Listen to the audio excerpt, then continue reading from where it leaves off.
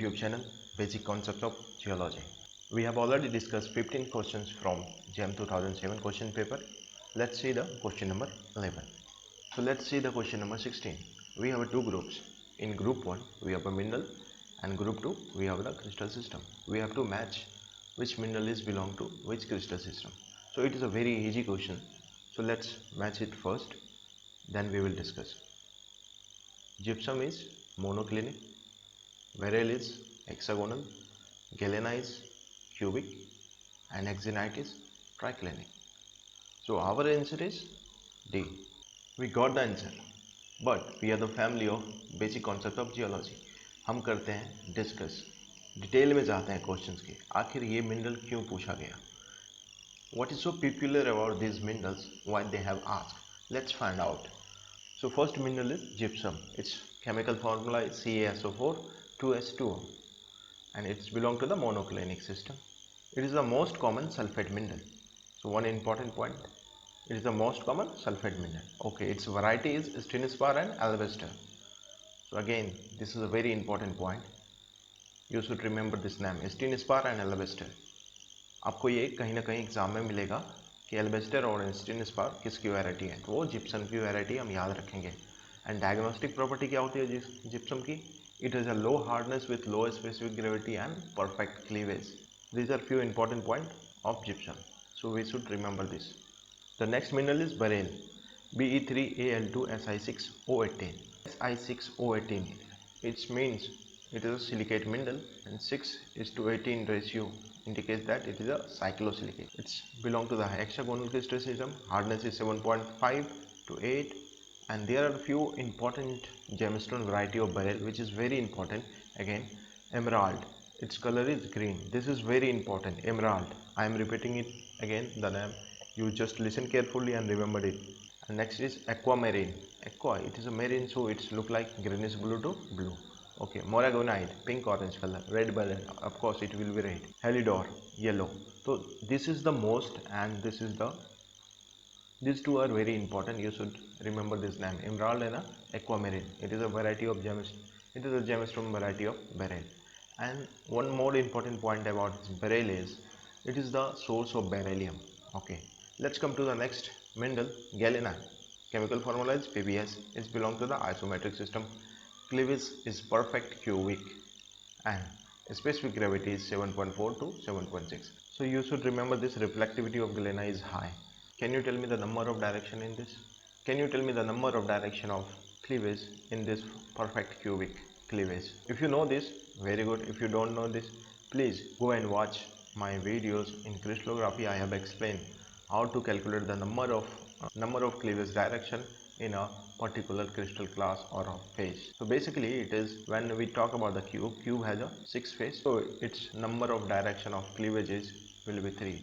How? You can go and watch my video. And next mineral is axenite. Axenite formula is CaFeMn3Al2BO3Si4O12OH. So basically it is a calcium aluminum borosilicate and it belongs to the triclinic. It shows the pyroelectric and piezoelectric. Again, what is pyroelectric and piezoelectric? I already explained in the physical property of mineral videos. You can go and watch. Let's come to the next question. Which of the following sedimentary structure is erosional in nature? So it is about the sedimentary structure and all these structure are very important. अभी हम देखेंगे कैसे ये cross स्ट्रिफिकेशन. पहले हम define करते हैं एक एक को और अच्छे से करेंगे इसको, क्योंकि ये बहुत इंपॉर्टेंट है. यहाँ से बहुत सारे क्वेश्चंस बनते हैं. मैं आपको बताऊंगा कि क्या क्या क्वेश्चंस बनते हैं, तो प्लीज़ आप मुझे केयरफुली सुनते रहेंगे और देखेंगे मैं क्या ड्रॉ कर रहा हूँ या फिर लिख रहा हूँ. So first we will define the cross stratification. Now cross means what? Cross means something like this. It is a cross, okay, in a layman language. Okay, what is stratification? Stratification is layering by sediment deposition. Any layering by the sediment deposition is stratification. Discuss some basic point, very basic point, how this cross stratification word comes. And let me draw something for you, then I will explain.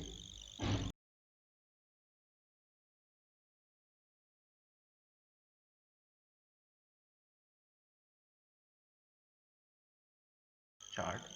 Stratum is what? Stratum is any individual layering in sediment or a sedimentary rock that is produced by deposition in deposition is called stratum, but any layering which is deposited by sedimentary processes is a stratum. If a single layer is there, it is a stratum. If a multiple layer is there, it is a strata, because it is a plural form of a stratum. Okay, or stratum can be lamina or it can be bed. In lamina means when the thickness of a bed is less than 1 centimeter, it is lamina. When the thickness of this stratum is more than 1 centimeter, it is known as bed. So when it got stratified, it is known as a lamination, and this is the bedding. And lamination, अब क्या है कि देखो क्या होगा, अब कोई deposit हो रहा है वो तो या ऐसे हो सकता है, it could be like this और it could be like this. When it is a planner, it is known as a planar lamination, and when it is crossed, and it is known as a cross lamination. Similarly, this is a planar bedding and a cross bedding. So here comes, this is the stratification. तो इन stratification, तो यहाँ से आया आपका cross stratification. देखा आपने कैसे एक फर्स्ट लेयर डिपॉजिट हुआ और वो लेयर की थिकनेस पे हम उसको लेमिनेशन या फिर बेडिंग में कन्वर्ट करेंगे, और वो फिर उसके किस तरह से ओरिएंटेशन पे या तो प्लानर होगा या फिर क्रॉस होगा. Basic diagram of cross stratification. This is a planar cross stratification. This is the older sequence and this is the younger. How it get deposited? The first sequence get deposited like this. After that, truncation comes. That way it could be the erosional surface, it could be the non-depositional plane. तो इस तरह से पहले वाला deposit हुआ, फिर एक erosion surface आया, इरोड हुआ, या फिर नॉन डिपोजिशनल सरफेस आया, वी कैन से द अनकन्फर्मिटी, फिर एक सीक्वेंस डिपॉजिट का हुआ. तो it shows the multiple sequence of deposition. थोड़ा इसको और एक्सप्लेन करते हैं कि ये बना कैसे होगा. अभी देखो ये क्या है, इसका फ्लो डायरेक्शन इस डायरेक्शन में है. Okay, flow direction is this and time is also in this direction. It means it is the initial stage and this is the final stage. With increasing time this is a simple sequence. Okay, ये हमारा base है. Okay, इसके बाद क्या हुआ, flow आने के बाद एक सीक्वेंस डिपॉजिट हुआ. ओके, फिर कुछ टाइम के बाद क्या हुआ, यहाँ से एक इरोड हुआ, तो it will look like this. फिर एक अनदर सीक्वेंस ऑफ डिपोजिशन हुआ, उसमें क्या हुआ, यहाँ पे फिर से डिपॉजिट होना स्टार्ट हुआ, तो it will look like this. तो in this sequence we have this kind of cross stratification. अब देखो ये बनता कैसे है, इसके बनने के 2-3 कारण होते हैं. फर्स्ट तो है माइग्रेशन ऑफ रिपल और mega ripple. This is the base, this is the base and first ripple come like this. Again this ripple goes like this. This ripple is migrating. There is a erosional sequence. यहाँ से क्या हुआ, ऊपर वाला part Erode हो गया.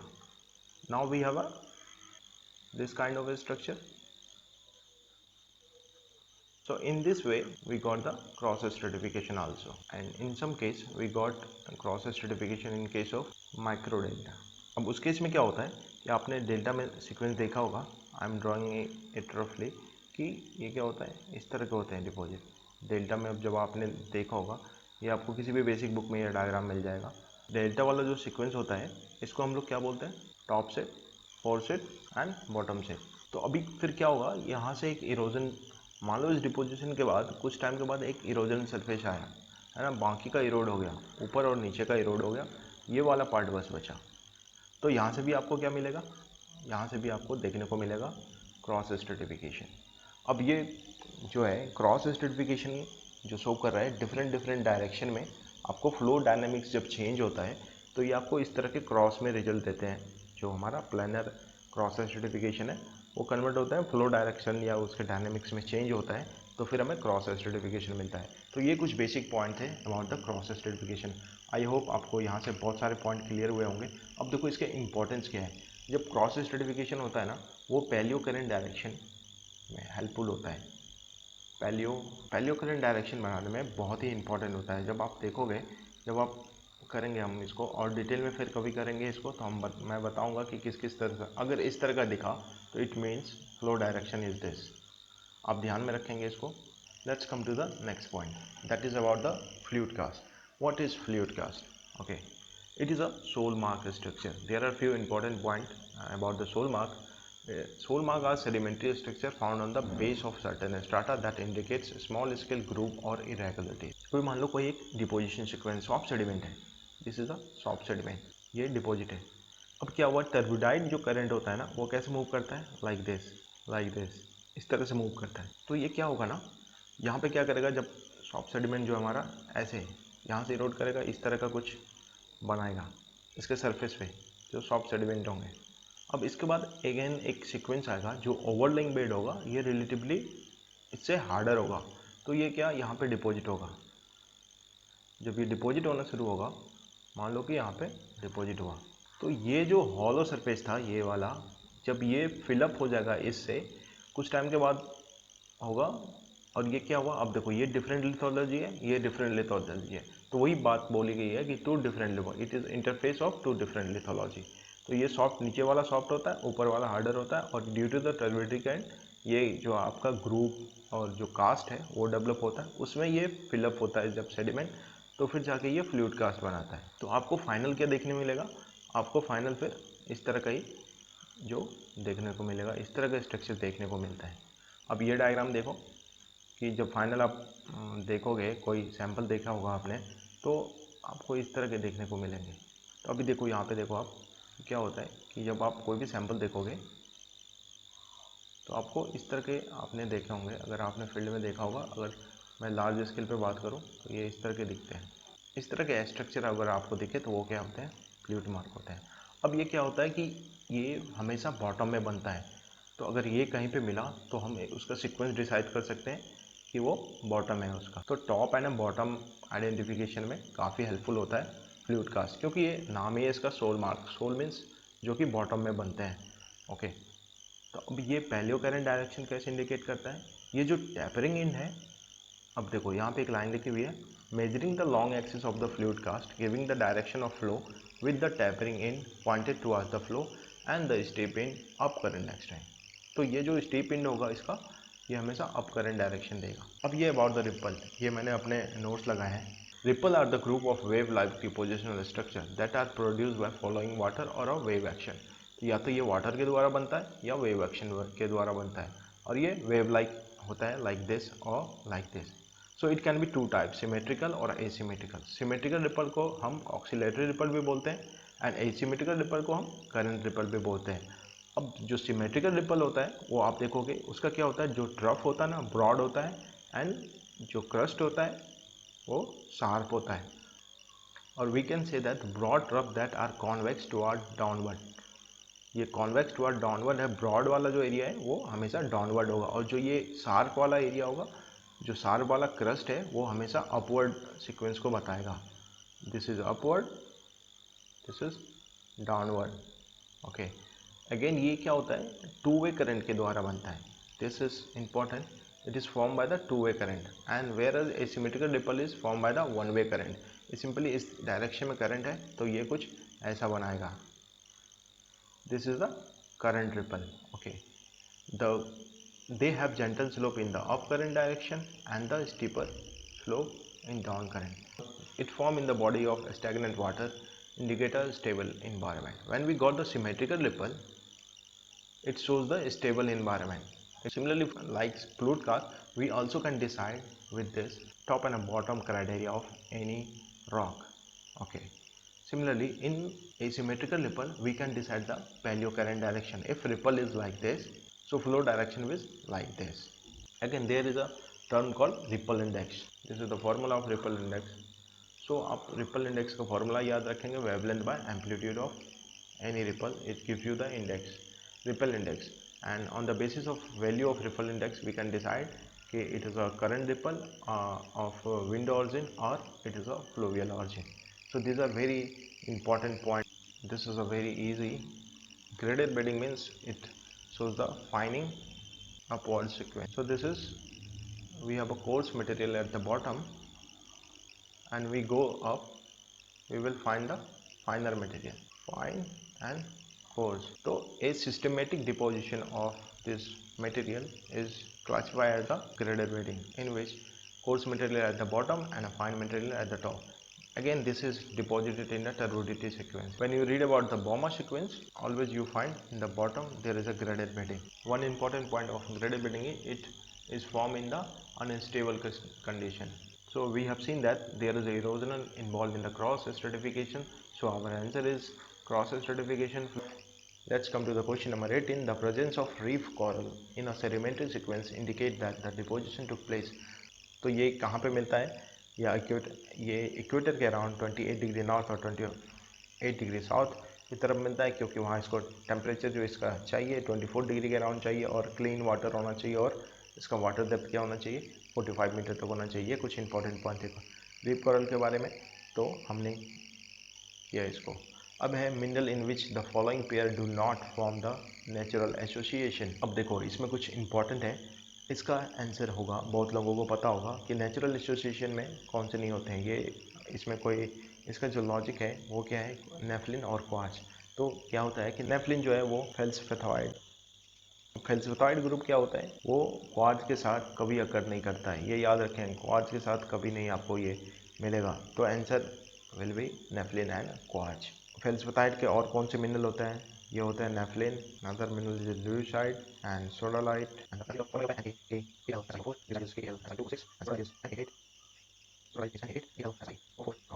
तो ये फॉर्मूला होता है, ये याद रखेंगे अब। तो एक बात हमेशा याद रखेंगे, फेल्सिफाइड के साथ क्वार्ट्ज कभी अकर नहीं करता है। See the question number 20। It's from palaeontology. My palaeo is as bad as anything. My palaeontology is as bad as I think. Let's see the question number 20. Oh, it's from paleontology. My paleontology is very, very, very good. So I can't explain you very much. Brachiopods is plane of symmetry bisect the two wall. तो चलो plane of symmetry होता है bisect करता है to wall को। सेप्लोपोड जो कि लैमनी ब्रांचिया भी बोलते हैं इसको, ये होता है plane of symmetry lie between the two walls. अब दोनों में डिफरेंस क्या है, अब ये बाइसेक्ट करेगा, जो ब्रैकियोपोड को होगा ना बाइसेक्ट करेगा इक्वली, और ये क्या है लाई बिटवीन टू वॉल्स होंगे। ओके, और ये जो गैस्ट्रोपोड होता है वो एसिमेट्रिकल होता है। Okay, so this is our answer, this is. तो ये थे आज के 5 क्वेश्चन। आई होप मैंने काफ़ी टाइम ले लिया आज आपका, लेकिन मैंने बहुत ही अच्छे से एक्सप्लेन किया है आपको, except this palaeo question. So I hope you like it. Please यार शेयर करो मेरा वीडियो, दोस्तों तक पहुंचाओ, बहुत मेहनत कर रहा हूँ। थोड़ा लाइक और कमेंट किया करो अगर आप मेरा वीडियो देखते हो, तो थोड़ा मुझे भी मोटिवेशन मिले, मैं भी थोड़ा इनकरेज हूँ, मुझे भी थोड़ी एनर्जी मिले, ताकि मैं और मेहनत करके और अच्छे से और ज़्यादा से ज़्यादा इन्फॉर्मेशन दूँ। देखो आप नंबर ऑफ क्वेश्चन, अगेन मैं बोलूँगा काउंट मत करो कितने सारे इन्फॉर्मेशन दिए। अभी हम 2007 का कर रहे हैं, अगर हम 13 ईयर ऑलरेडी बैक हैं। अगर जितने क्वेश्चन हमने डिस्कस किए ना आज, उसमें से ऑलमोस्ट 20 to 25 क्वेश्चन आगे हमें मिलेंगे, ये आप देखना। तो इसी तरह बढ़ते रहो, जो आप अपनी पढ़ाई कर रहे हो करते रहो। प्लीज़ मेरा वीडियो देखो, एटलीस्ट रात में देखो, सुबह देखो, जब आपको टाइम मिले एक बार देखो। 20 से 25 मिनट के अंदर बहुत सारी इन्फॉर्मेशन आपको मिल जाती है। तो मेरी यही कोशिश होती है कि आपका कम टाइम लूँ। मैं बहुत सारे डायग्राम भी पहले से ही ड्रॉ करके रखता हूँ, लिख के रखता हूँ। मुझे इसके पीछे 5 क्वेश्चन सॉल्व करने के पीछे ही मुझे ज़्यादा टाइम लगता है। इनफैक्ट आपका तो 20 मिनट में हो जाता है ये क्वेश्चन सॉल्व, और बहुत सारे इन्फॉर्मेशन भी मिल जाते हैं। तो मेरी इस मेहनत को अगर आप सपोर्ट करते हो तो प्लीज़ लाइक एंड कमेंट करो। कमेंट करो यार, कमेंट कोई नहीं करता मेरे वीडियो पे। आपको मेरी लैंग्वेज से प्रॉब्लम है, एक्सेंट से प्रॉब्लम है, जो भी है प्रॉब्लम लिखो, मुझे उससे नहीं। अगर आप मेरी प्रॉब्लम बताओगे तो मैं ज़्यादा खुश होऊंगा। अगर मेरे लास्ट तक वीडियो देखते हो आप, मेरी प्रॉब्लम्स बताते हो आप, तो मैं उसको इम्प्रूव करने की कोशिश करूँगा। So till then take care, bye bye. कल मिलते हैं, फिर 5 क्वेश्चन और अच्छे से करते हैं। So thank you for watching this. Please share with your friends and subscribe my channel. Thank you. पहली बार बोल रहा हूँ, सब्सक्राइब करने प्लीज़ कर लेना यार।